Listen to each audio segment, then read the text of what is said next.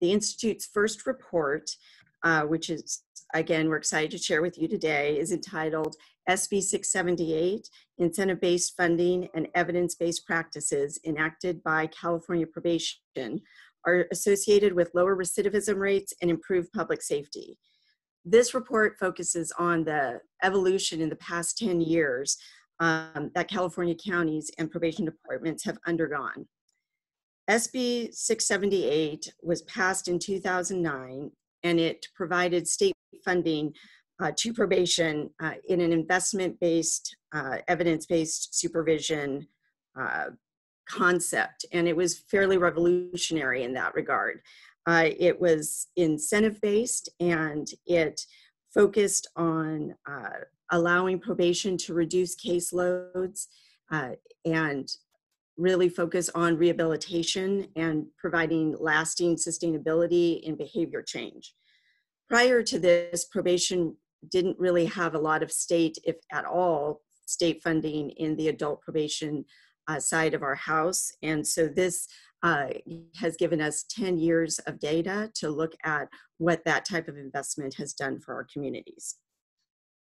Now, over a decade later, we believe it was time to review those results, and we have partnered with research experts in this field.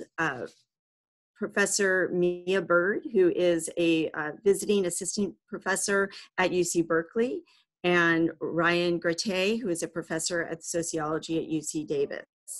The report specifically focuses on the history of the policy, the culture shift that took place in the probation departments, and the new approaches that they adopted. The outcomes and the programming under 678 had some significant impacts on our adult clients. So before we introduce Professors Bird and Gratay, I would first like to introduce the President of the Chief Probation Officers of California, El Dorado County Probation Chief Brian Richard. Thank you, Karen. Appreciate that. First of all, let me join you in welcoming everybody, and thank you for joining us for this first release of the CaPRI.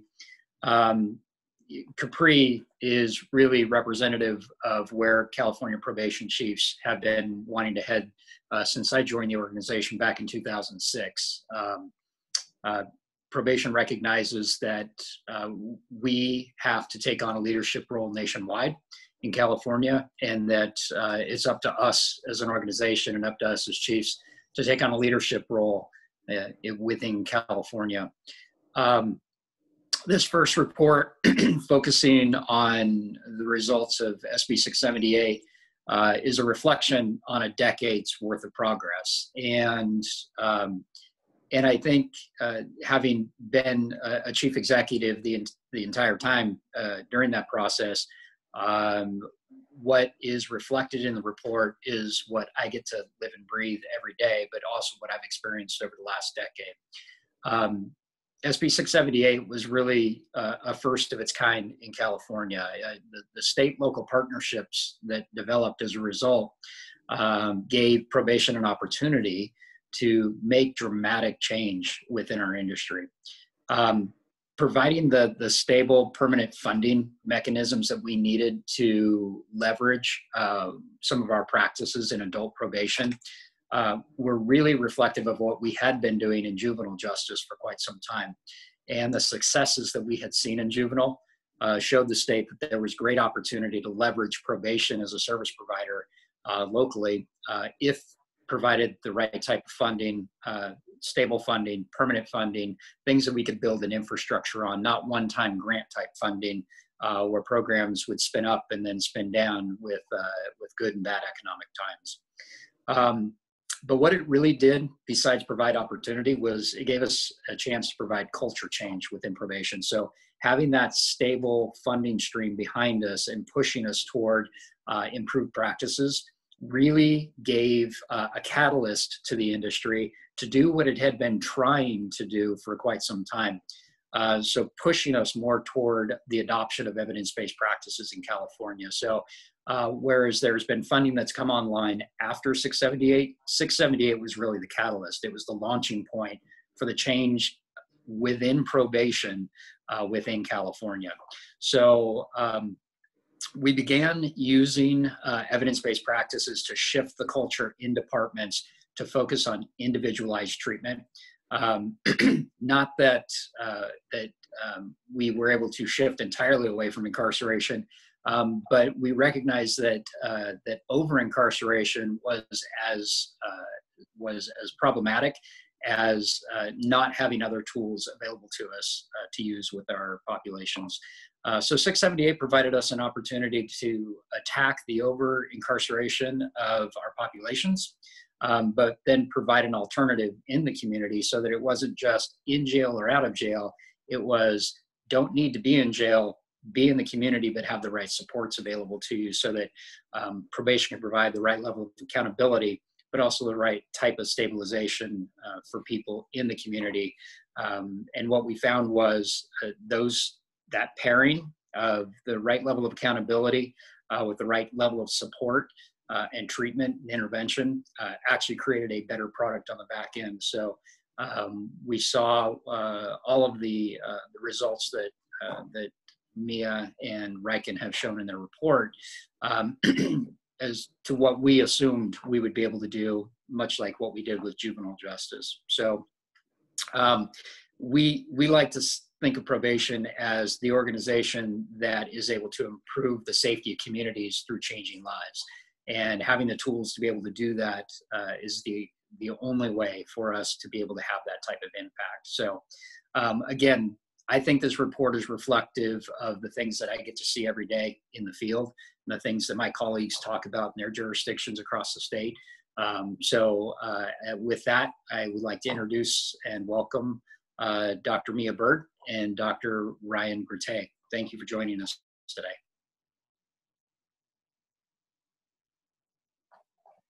Thank you very much for the introduction. I'm going to start out, and then Riken will follow with some of his comments. We were really thrilled to get to work on this project. It was really exciting for us. We'd spent so much energy and time looking at realignment and looking at Prop 47 over the past 7 years. But really, what we learned on this project is how important SB 678 was in setting that stage.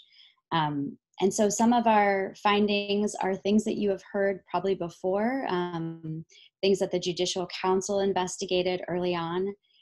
Some of the information comes from some interviews that we did with folks who were intimately involved with the design and passage of 678.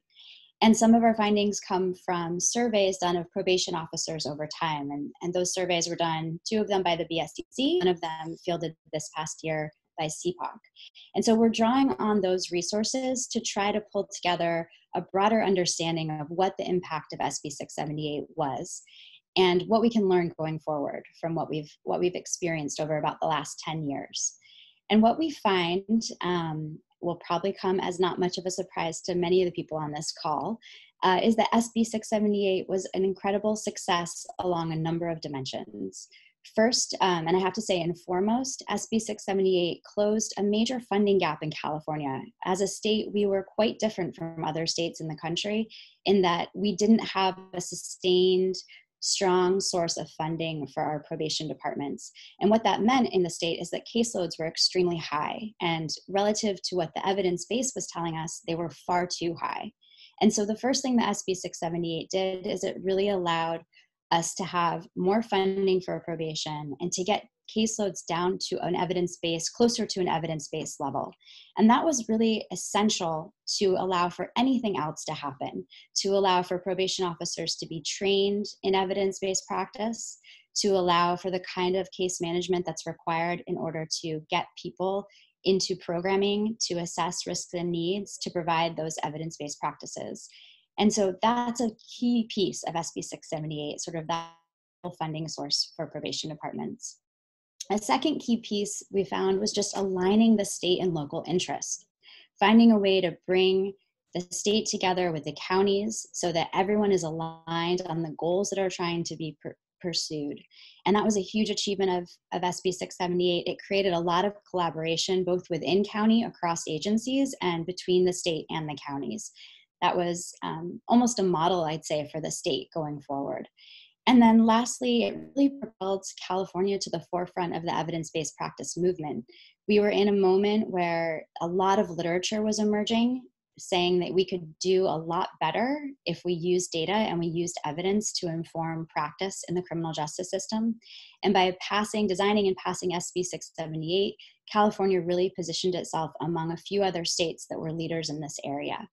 And as we know, really the success in the early years of SB 678, which I'm going to summarize for you in a minute, that really set the stage for California feeling like we were strong enough and we were ready to pursue some bigger reforms that came after, including realignment and a number of other reforms.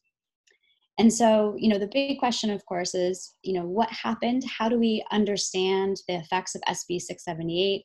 How do we separate them from everything else that we know is going on over the past decade? And so the way that Riken and I wanted to do that is we wanted to look at what happened right after SB 678, in those years before the passage of realignment. And when we did that, what we saw is that we had a tremendous signs of success. So we saw prison revocations drop dramatically by 23% in the first year and by a total of 30% over the first 2 years. That was a huge achievement under SB 678. And what it meant is that a lot fewer people in our prison system. In that first year, our prison population declined by about 6,000, and those declines continued into that second year. It also meant a lot of savings. A remarkable amount of savings. In that first year, due to the reduction in revocations, we saw state savings of $179 million. And when we look over that full period of SB 678 since implementation, those state savings amount to more than $1 billion. And so you can see how when we talk about state-local alignment, there's something in it for everyone in SB 678. And that was really the brilliance of the design of the policy and how it unfolded and was implemented. We also, had concerns, I think, around the passage of SB 678. Would there be any effects if we did indeed see some reductions in incarceration? Would there be any effects on crime? And when we looked at the crime data, what we saw is that in those couple of years right after SB 678, both violent and property crime rates declined. And when we look over that full period since the passage of SB 678, we do see some fluctuation in crime rates following realignment and Prop 47, but overall for the full period, we see a decline in property crime rates and a very small decline in violent crime rates. So not much evidence of changes in public safety following SB 678, alongside large reductions in incarceration. So those are sort of the big picture findings, some of the things we saw in our correctional system. But I think what's really important to talk about is what happened within the probation departments, sort of what shifted in terms of the way that probation officers and probation chiefs see their work. And so I'm going to turn it over to Riken, and he will talk you through some of the survey findings. Thank you, Mia. We were kind of, in this segment of the research, sort of charged with trying to assess how the nature of probation work has changed in the aftermath of 678, in a sense, sort of how has the culture of the profession kind of changed. And there's some data that we can draw from existing sources that show that from the Judicial Council that show that there have been increases in the use of evidence-based practices such as risk and needs assessment and supervision strategies and collaboration. But we also, as part of the work, wanted to kind of take a little bit of a deeper dive into how the work of a regular probation officer is changing. And as Mia said, we've worked with and published some things on that are rooted on the BSCC's job analysis studies that they've done over the years. And so we use that as sort of a comparison, and then fielded our own survey with CPOC providing the mechanism to do it. And what we see in many ways is kind of a continuation of some things that have been identified previously, which is an increase in sort of, if you think about probation work as being comprised of kind of some law enforcement activities, tasks, and roles, and some more social work, rehabilitative types of service work. What we've seen over this period is a sort of rebalancing of and an increase in the portion of probation work that is devoted to the social work dimension of providing services, identifying those services in the community, using risks and needs assessment, and so forth. And at the same time, we have not seen a significant decrease in the enforcement aspects of the job. So there's been a sort of sustained sort of increase in these more rehabilitative services and evidence-based practices dimensions of the work, and at the same time, the enforcement activities are roughly kind of similar to what they have been previously. The other thing that we probably want to sort of close with here is some of the observations that we make about areas of improvement going forward, where the gaps remain, and with any innovation, new set of tools that get introduced into a profession, it's not 100% uptake immediately, and there still remains some ways to go for some parts of the probation community to embrace the evidence-based practices, to rely on them, and so forth. And then the other sort of thing that we point to as an area for improvement is that one of the sort of striking findings was that certain program capacities, service capacities in the communities in which probation officers work are quite limited still. And we identified in particular services associated with treating severely mentally ill people, as well as programs for sex offenders.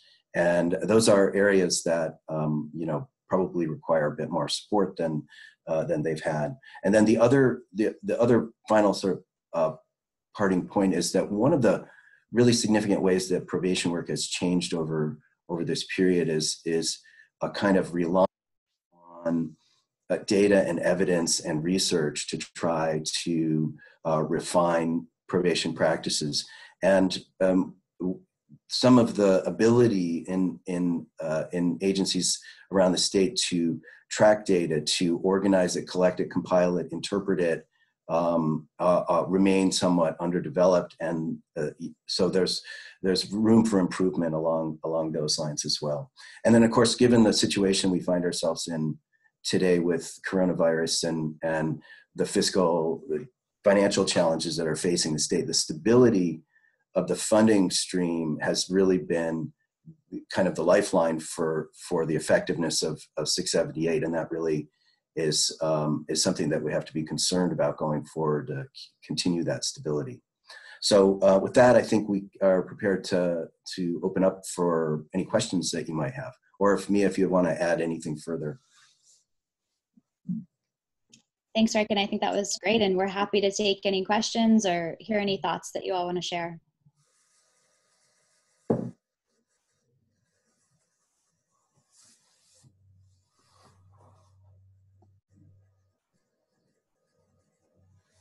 Any questions? I don't see any hands yet. Also, Mia, maybe just a real quick summary of the big takeaway summary points, if you don't mind, just to reiterate. Sure, absolutely. So I think that the takeaway points are really that SB 678 was able to stabilize funding to allow probation departments to begin to train and implement evidence-based practices. Those practices are associated with reductions in prison revocations, which mean reductions in the number of people in prison, which mean reductions in the state costs of housing people in prison. And ultimately, we see evidence that there was actually transformation within probation departments in terms of culture and practice. So not only those impacts with respect to the state prison population, but real impacts on the ground within probation departments in transitioning the culture and practice. Okay, great, thank you. Any questions from anyone?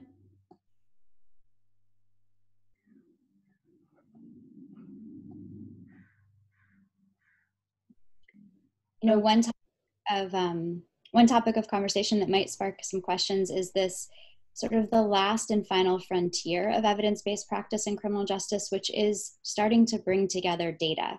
So up to this point, really, we've been depending on that research literature, what's out there, and it is a growing research literature, but it is somewhat unsatisfying for folks that are on the ground, in the sense that they're having to rely on studies that were done on different populations in different time periods in different locations. And so what we're proposing as the next frontier is really to facilitate access to the kind of data we would need at the local and state level to be able to monitor and evaluate programs over time on the ground, to really be able to think about how can we tweak and change these programs and target them for our population, and then how can we watch the impacts and learn from the impacts that we're seeing in order to continue to improve over time. And so that's, for us, that's sort of the next frontier. And I can see a number of people on this call who have thought about these issues before. So in case that sparks any thoughts or questions.